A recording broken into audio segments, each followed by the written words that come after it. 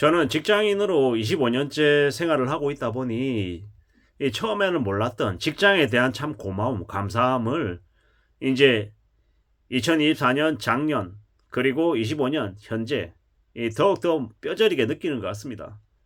직장을 처음 다닐 때 초년생이었을 때는 이제 20년 이상 이제 직장 생활을 하던 이제 부장을 보면 되게 징그럽다고 생각했거든요. 한 직장에서 20년 이상을 어떻게 다닐 수 있냐. 혹은 직장인 신분 자체를 20년 이상 유지한다라는 것 자체가 되게 한심하다라고 그때는 생각했던 것 같습니다. 어쩌면 지금 이제 되게 나이 어린 후배들이 저를 볼 때 그렇게 볼 수도 있죠. 근데 이제 제 스스로를 생각할 때 그나마 직장이라도 이렇게 다니면서 직장인의 신분을 유지하고 있다라는 게 참 다행이지 않나라는 생각을 해봅니다. 솔직히 말씀드려서 지금 제 나이에 제가 직장을 다니고 있다는 것 자체만으로도 감사해야 된다는 걸 너무도 잘 알고 있거든요. 제 나이 때보다 훨씬 후배들도 이미 직장에서 밀려나고 있는 걸 너무도 많이 경험하고 있고, 많이 간접 경험요. 옆에서 지켜보다 보니까 직장 다닌다라는 것만으로도 정말 감사해야 된다라는 생각을 많이 합니다. 제가 주임 대리였을 때 저희 팀장이셨던 분이 이미 이제 60대 중반이신데, 지금 이제 회사를 이제 상무로 퇴임하셔서 나와서 이 자영업 아닌 자영업을 이제 대형마트에 이제 키즈 카페를 하고 계세요.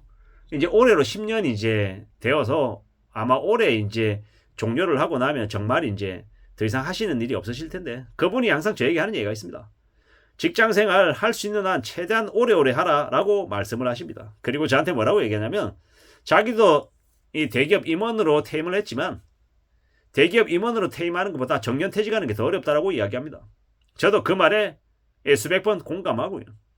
네, 제 후배들, 제 동기들, 고참들, 지금 현재 이제 제 고참들로 치면은 10명 중에 1명 정도가 남아있고 한 9명 가량이 이 현직에서 주된 직장에서 없습니다. 대부분 다 자영업을 하든지 아니면 이제 되게 상황이 좋지 못하죠. 물론 이 10명 중에 1명, 그 남은 사람은 대기업의 이 계열사 대표이사 아니면 이 대기업 이제 지주사 이런 데서 뭐 상무, 전무, 부사장 이러한 것들을 하고 있죠. 이미 이제 대한민국에서 어느 정도 이제 급여를 최소 연봉 2억 이상 받는 그런 자리에 있는 걸 겁니다. 그런데 이제 나머지 사람들은요, 그러지 못하고 있죠. 제가 대리였을 때, 과장이었을 때, 차장이었을 때, 그때는 그래도 고참들이 좀 더 보였던 것 같은데, 저도 이제 나이를 먹고 저도 이제 부장, 저희 회사에서는 뭐 연차 같은 게 없으니까요.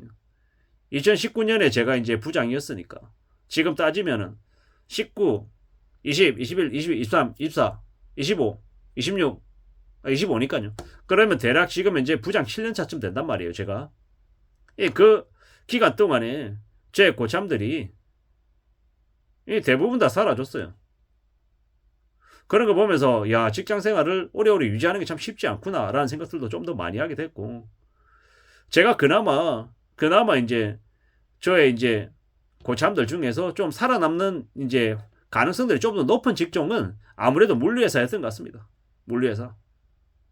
제가 이제 처음 이제 직장 생활은 이제 16년 가량은 오프라인에 있는 대형마트 그쪽에서 점포 현장에서 근무하다가 나중에 이제 본사로 올라와서 이제 상품을 매입하는 이제 바이어, MD라고 하죠. 바이어라고 하고 MD라고 하는데 그 역할을 이제 쭉 해왔던 것 같고, 이제 말미에 그 대형마트에서도 이제 온라인 쪽 부서에 일을 좀 했었고, 그럴 때는 그래도 그나마 이제 저보다 이제 고참들이 그래도 제법 됐던 것 같습니다. 근데 이제 그 다음에 이제 제가 이제 옮겨갔던 회사는 이제 우리가 흔히 아는 이제 대한민국의 이제 비행기로 유명한, 항공으로 유명한 그 회사에서 이제 제가 글로벌 사업본부에서 이제 일을 했었거든요.